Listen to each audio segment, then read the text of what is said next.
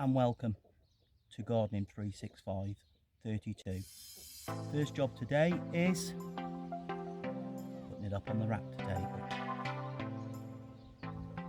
I've been learning from my mistakes. So previously I've been getting the roadkill, putting on the Raptor Table, putting the wildlife camera up, turning it on straight away, and by the time the birds really are interested, the batteries have run out. So I'm going to leave that up there now, a couple of days at least before I put the wildlife camera up, and then hopefully we'll get some really good footage. And now I've got the camera set in HD, so we'll get even better film, we hope. Job 1 done. Now job 2, I'm going to wash my hands. Now, good news to report. This week we've had our outside tap moved to there. Am I going to wash my hands under there? Oh, where am I going to wash them then? This week we've also had an outside sink and taps fitted. An absolute luxury. It's got running hot and cold water, so I can wash my hands outside. Luxury.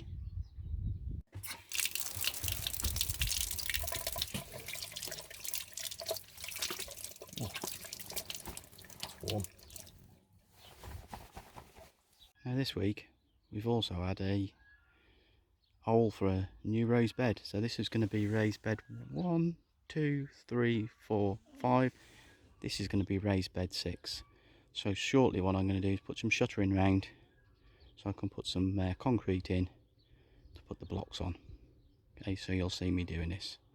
Don't think you've seen me building any of my raised beds before, so this will be the first one I'll cover in its entirety. And before I get onto the raised bed, I want you to have a think about this. I'm in the woodshed at the minute getting wood for the log burner. What's the advantages and disadvantages of a log burner? So I want you to think to Christmas Day. You guys who haven't got sort of log burners, you'll just come down, the gas will be on, your central heating will be on, you'll have a lovely warm house. We've got central heating as well.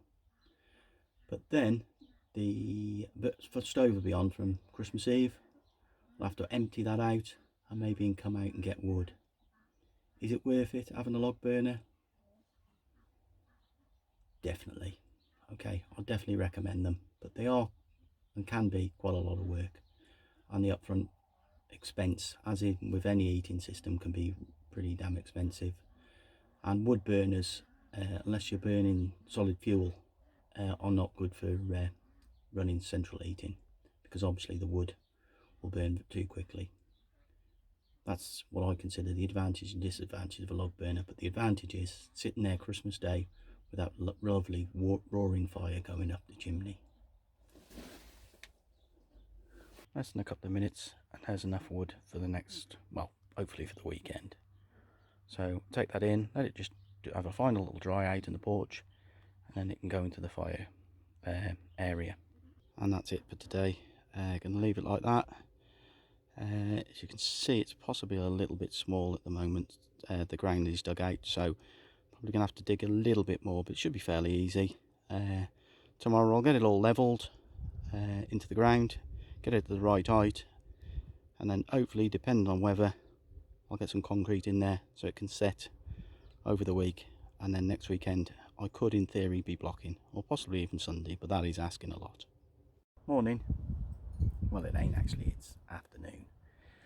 Done a few jobs today, so it's been a bit late to getting out, and it's a bit of a shame because it's nice out here at the minute. It's middle of December, okay, and yeah, it's chilly, and I've had to resist a little bit because today I'm wearing PPE. Now, why am I wearing PPE? Is it for my safety? Is it because I'm chilly? Okay, so wrap up warm if you get out in the garden. What am I doing? Another day on construction of raised bed 6. So what I'm doing at the moment is just getting levels from different aspects, trying to get it square to the other raised beds, level to the other raised beds, and the inside dimensions of the raised bed will be where the wood is. So it's a couple of blocks wide, nowhere near as wide as the other ones. So levelling up at the minute. And to keep me warm, the good old cup of tea. Outside, pure luxury. People have said to me in the past what great soil we've got. And I don't know whether to say thank you or whether to totally disagree with them. That's the sort of size stone that I pull out from underneath the raised beds. So it's quite incredible. It's a spade. That's one of the stones. There's a few more I've dug out. So that's why this ground is really difficult to work with. But once you've done it, and then you have got great soil in the raised beds, it's so much easier. Well, 3 hours more digging, and you can hardly see nothing in there actually. But what I've done is I've levelled it out now with level, as opposed to just level with the land. So I must have taken out, I don't know, half a tonne more soil, and believe it or not, those rocks. So that's what I've taken out. So don't think I've done nothing. I've been pretty damn busy, and I'm starting to feel it now. So I'm going inside to enjoy my Saturday evening. So good night to all, and we'll see you tomorrow. Hopefully to put some concrete in that, and then get that base ready for laying bricks, hopefully as soon as possible. Morning. And today the weather is rain. It's raining. And just set the wildlife camera up. So watching you, watching me, and hopefully seeing that rabbit disappear. And we had a buzzard flying over yesterday, so really fingers crossed for this time. Okay, and hopefully the batteries will last out and we'll see something great. And absolutely no concrete in today, it's just far too wet. So we'll have to put that back to next weekend. And the weather out here is awful. And there's not a lot to smile about really. But